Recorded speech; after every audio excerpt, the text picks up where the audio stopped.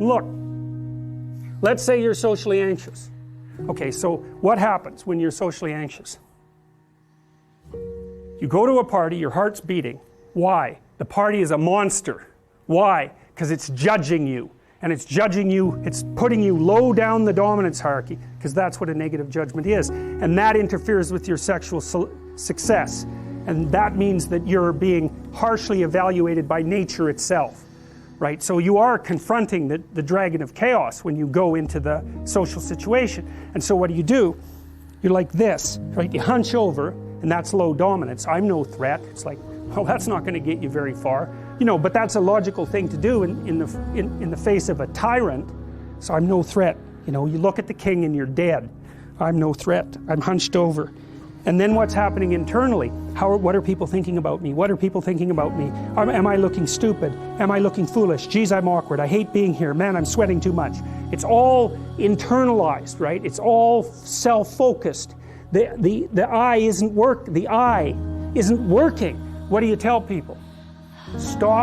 Don't stop thinking about yourself, because you can't. It's like, don't think of a white elephant. White elephant, white elephant, white elephant. You can't tell someone to stop thinking about something because they get caught in a loop. What you do with socially anxious people is you say, look at other people. Look at them, right? Why? Because if you look at them, you can tell what they're thinking.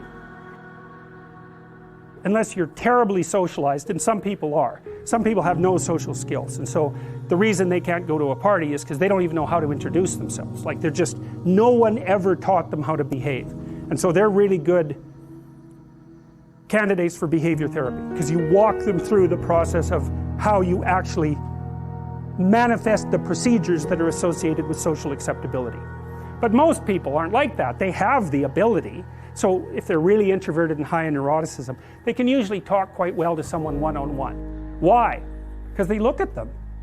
It's another thing to do if you're ever speaking to a group of people. Never speak to the group of people.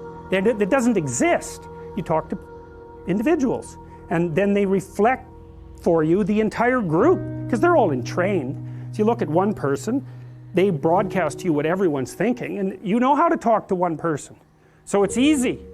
So as soon as you focus on the person, not you, you push your attention outward, use your eye, you push your attention outward, and you start watching. Well, then all your automatic mechanisms kick in, and you stop being awkward. Because if we're talking, and I'm looking here, I don't know what you're going to do next, and I'm going to put disjunctions into they're like bad chords in the melody of our conversation. And the reason is I'm not paying attention.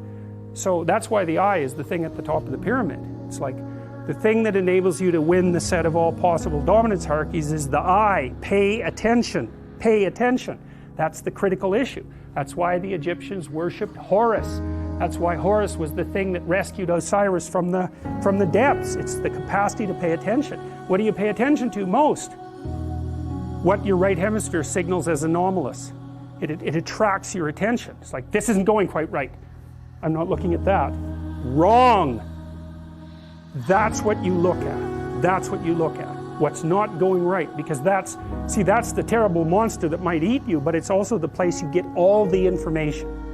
So that's why it's useful to have discussions with your enemies, because they will tell you things you do not know. And that's such a great thing, because if you don't know them, well, you're not very smart, are you? You know, there may be a time when you go somewhere that's the thing you need to know. And maybe your enemy will tell you why you're such a fool, you know, and a bunch of other things that aren't true too. But even one thing that's accurate, it's like, yeah, thanks very much, man, maybe I'll do some work on that, and I won't have to carry that forward. So, and then that's part of the reason, again, why the terrible predator, it's always the terrible predator that has the gold. It's like, it's the person who delivers the message you do not want to hear. So it's rough, but it doesn't matter. Life is rough.